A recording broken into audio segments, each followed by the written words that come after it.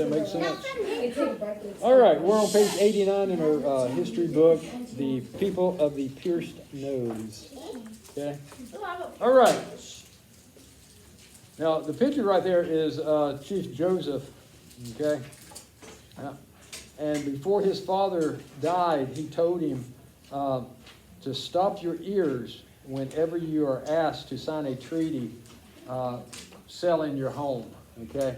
So his father was a wise man because before he died, none of this was actually taking place at this point in time. He knew what was coming. He knew what was coming.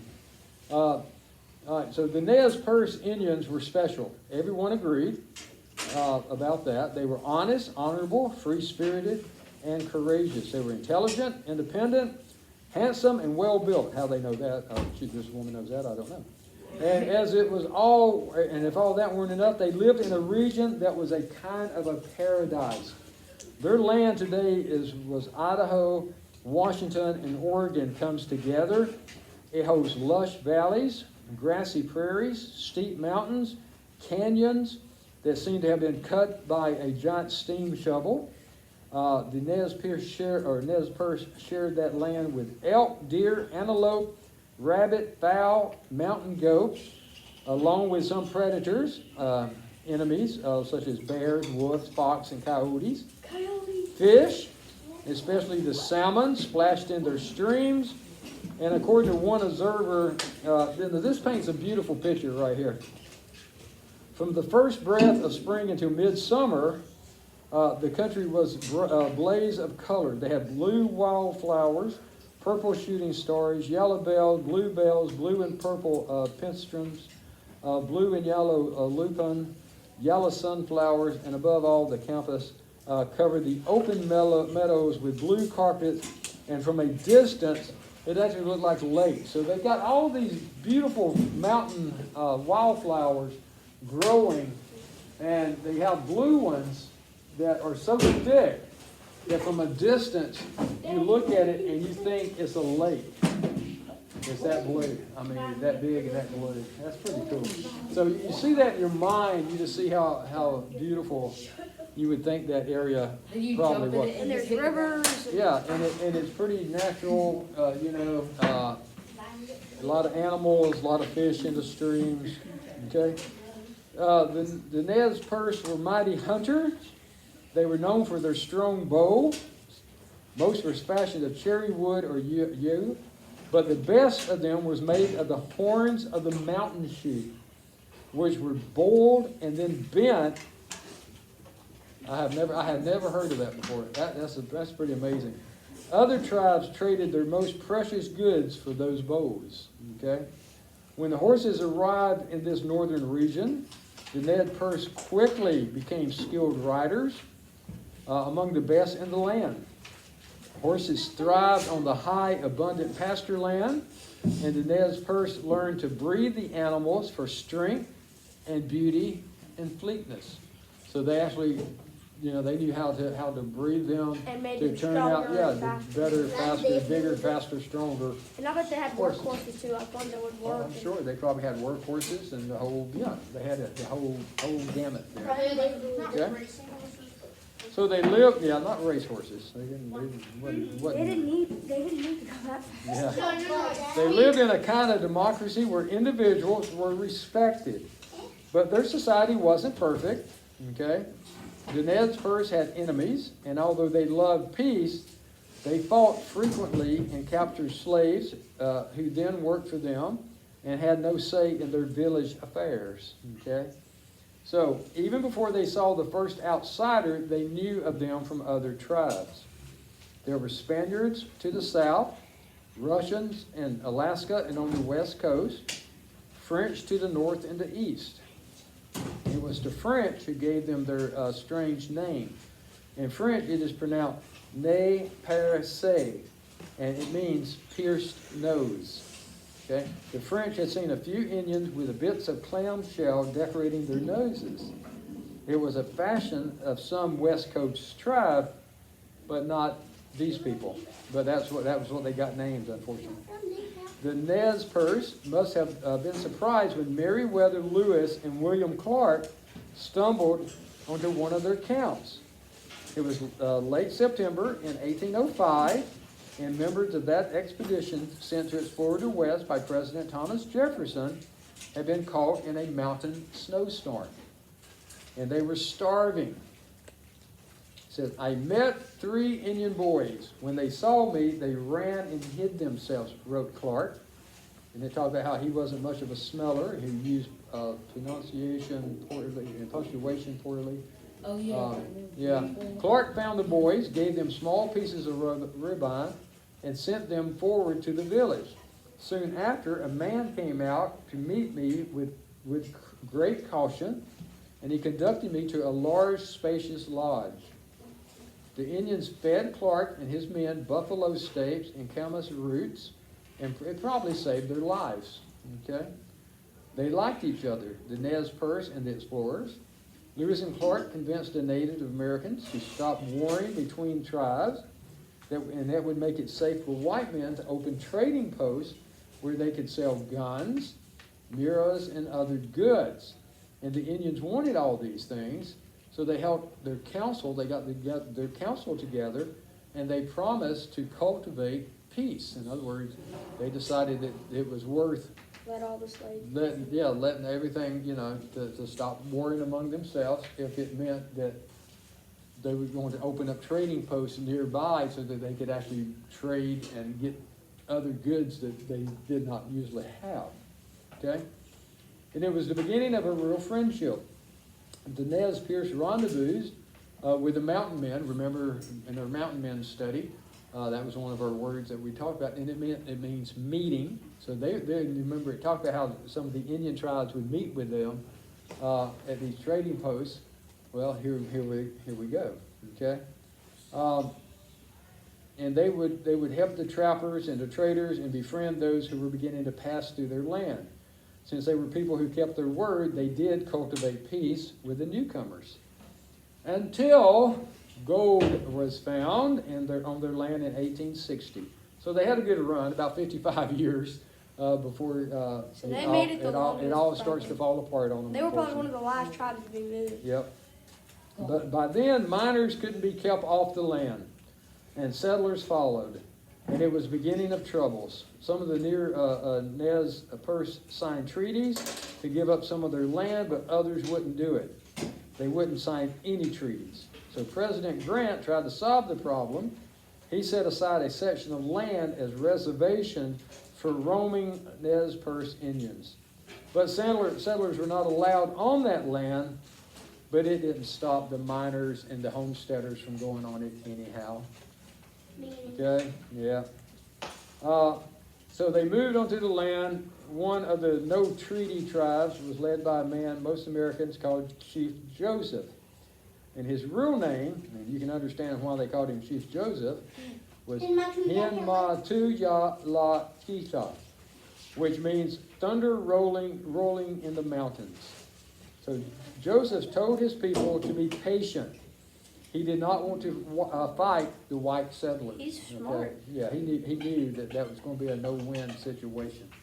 Okay? Yeah, they have guns. They have arrows Okay. and spears and shit. In 1876, which was about how long the visit, that was what, 60-some years after Lewis and Clark, the U.S. government sent 3 commissioners to meet with Chief Joseph.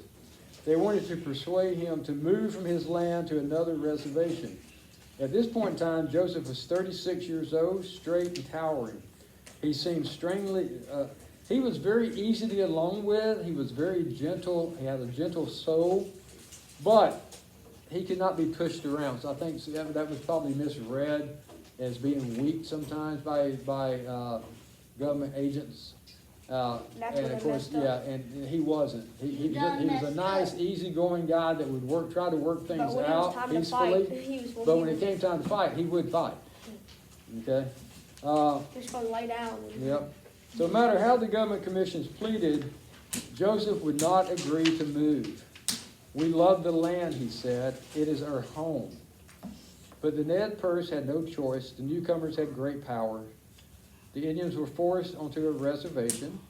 The commissioners had no patience. The Indian must go, and quickly, they said. even though the weather was bad. One frustrated, angry young Indian whose father had been murdered by white settlers killed some of the white men. Now the whites had a reason to call the Indians savages, and now they could attack. Okay, they gave them a reason to attack them now. Wait, Okay? but the Indian's father was murdered by the white settlers. Yeah, we had a funny way of what we considered a savage, but we didn't consider ourselves savages. Yo, cause I'm a savage. Yeah, Okay. because back then, I mean, the white settlers did something horrible, and we called the Indian savage. Yeah. Yep. Oh, I agree. I agree. Nowadays, savage is cool. Yeah. All right. So when they were attacked, Nez Perce fought. The first battle began with Indians carrying a white flag of truce approached the soldiers. A shot rang out, and the Indians returned fire. The fight, which was unexpectedly was brief, 34 troopers died and no Indians.